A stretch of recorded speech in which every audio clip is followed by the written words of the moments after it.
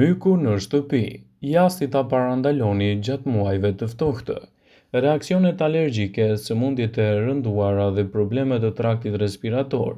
Ka shumë arsye shëndetësore për të bërë gjithçka që mundeni për të shmangur një rritje të mykut në shtëpinë tuaj.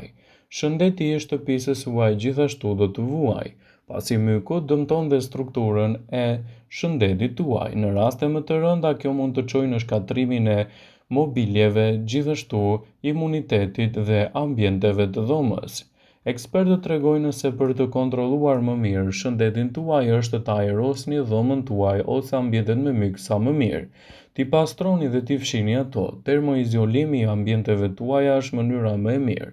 Por gjithashtu, nëse keni të vështirë të termoizoloni ambientet e shtëpisë, mund të përdorni ajrosjen dhe thisin e lagështisë, dhe pastrimi i mureve me detergjentin e zakonshëm dhe gjithashtu me uthull mollës sot buke është një mundësi e mirë.